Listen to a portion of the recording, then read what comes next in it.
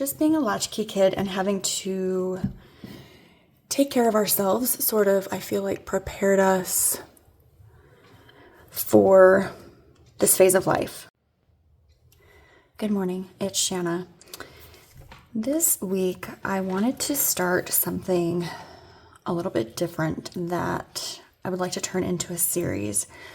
I've posted a couple of videos in the past discussing perimenopause and like growing older and the crone years and the years between like motherhood and the crone, where I feel like I'm sort of sitting right now. And while I don't feel like that's my most popular content, I've noticed that a lot of you viewers, kind of come out of the woodwork when I post those videos, and you comment some really wonderful things. And it seems like maybe if I posted more content of this type, not only I guess would it encourage those of you who maybe don't comment a lot to comment, but also I feel like because there's just not that much content, I guess, out there about perimenopause and menopause, I don't know. I feel like if I post it, not only will it kind of, I guess, allow more conversation, but also make those of us going through it feel a little less alone in this phase of life. And if I can incorporate tarot into literally anything, I'm here for it. So I will be using this deck, and I have some notes, and I'm not exactly sure how I want to structure this, so I'm just going to kind of wing it as we go. And then hopefully through the video and through the comments, I'll be able to incorporate what I've learned from this video into future videos. And I think my goal will be to do this series once a month. I don't want to overwhelm my channel with it.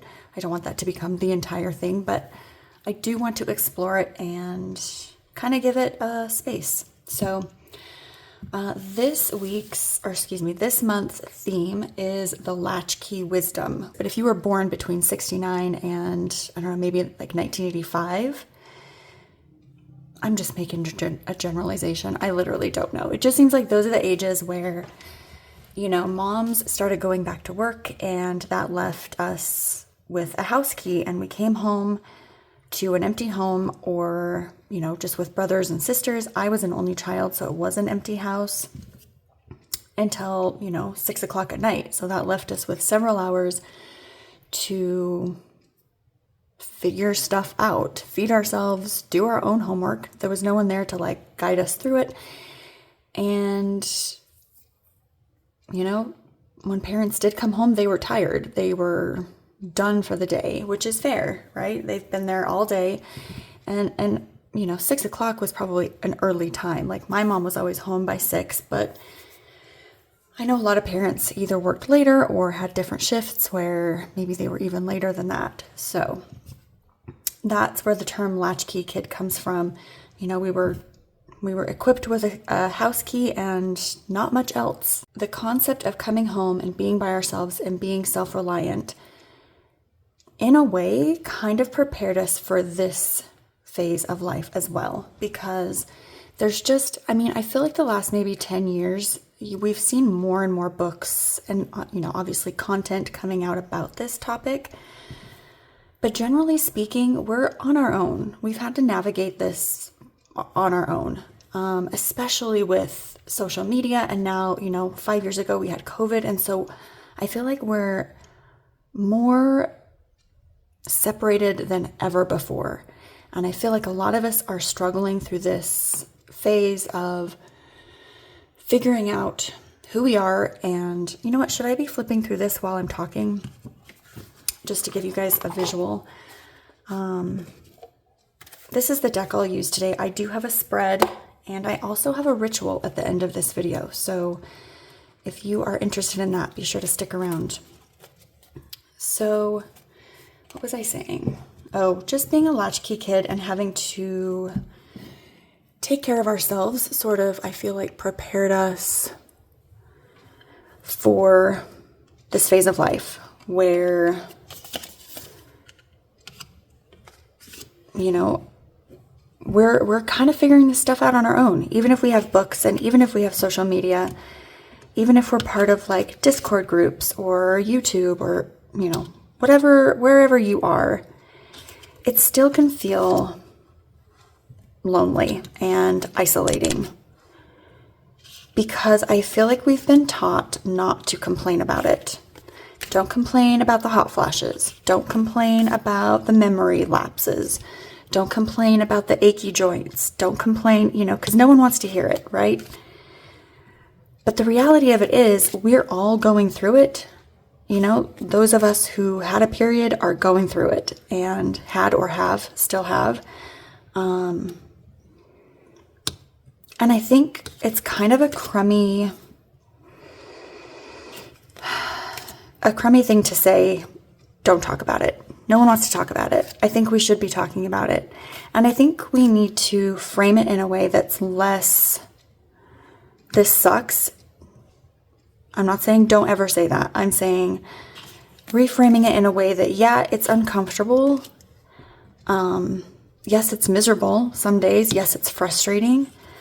But because we're all going through it, and if we can discuss it with each other, it makes it feel less isolating. So this is the deck I chose for perimenopause work. I don't know if it will continue to be that, but there was a video I posted several months back about, I don't even remember. I don't remember the video. Regardless, this is a deck, I think it was Tarot Through the Ages, or Tarot for My Age. And this is a deck I chose for the years beyond my 50s.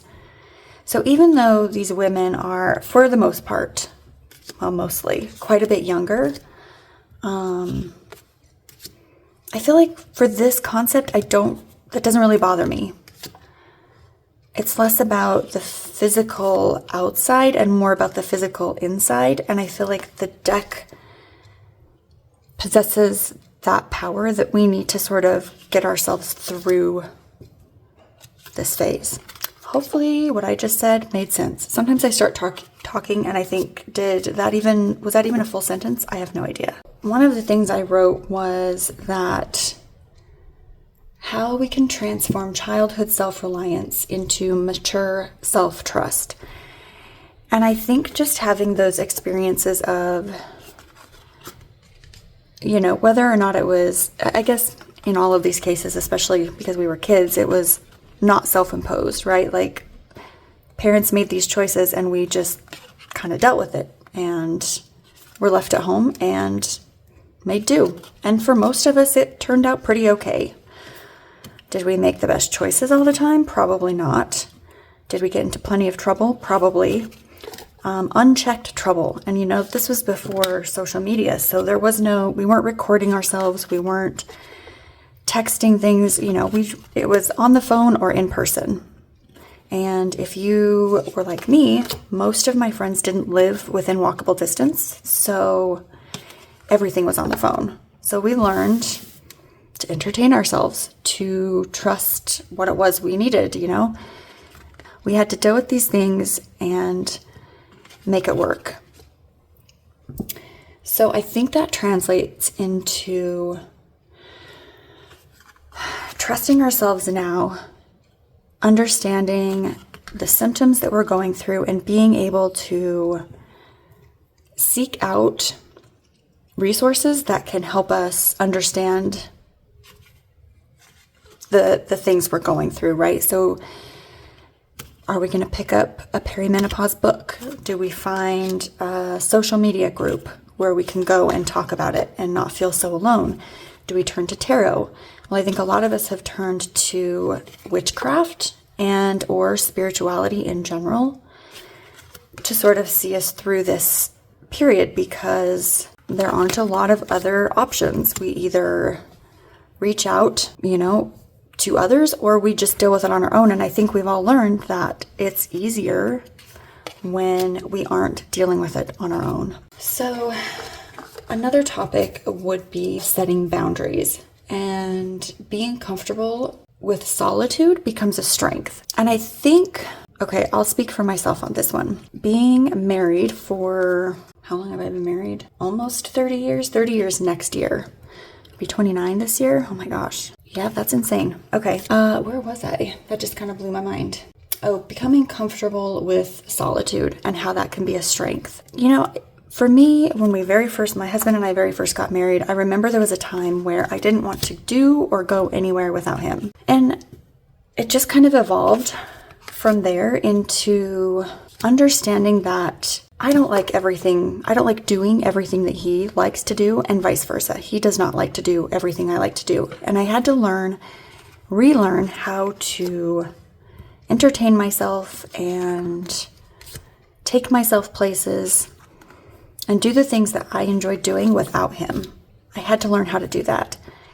And especially after my kids, all started school years ago, and because I was a stay-at-home mom, I found myself with a lot of alone time again, and that was a struggle for a while.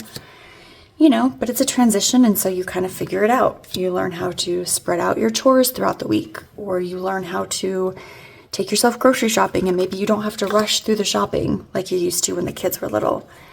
And so I feel like that kind of translates into now where 2 of my 3 kids have moved out. My husband works full-time, I work full-time, and so my days alone are actually extremely precious to me. They don't happen often. I'm lucky if it happens once a month. Understanding that being alone is an opportunity to sit in the silence of who we are, who we're becoming, and learning how to accept it and embrace it. I think that's the key, is to embrace it, not just accepting it, because I feel like you can learn to accept just about anything, but also embracing it because it's happening whether we want it to or not. And I think that's part of why I'm so interested in this topic, is that I'm trying to find a way that makes this whole transition feel less of a struggle and more of a joy. Like, not to make it sound trivial or trite. All these books and everything I read are just like, it's this beautiful thing. You no longer have these responsibilities, and the kids aren't, relying on you. And hopefully by this point you have found your own passions and your own joys.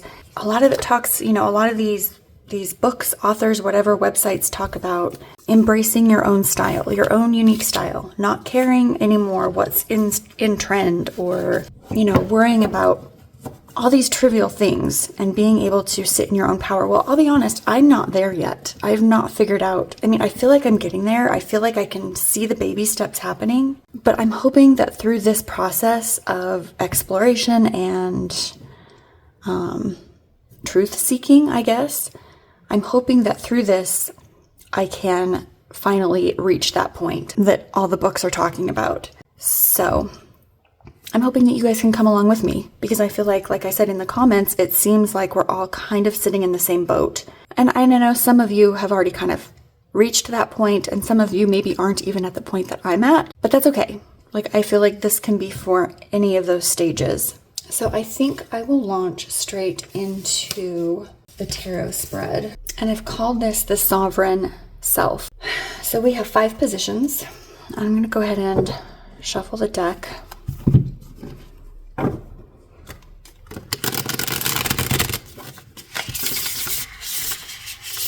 This is a rose petal finish, so it's a bit sticky.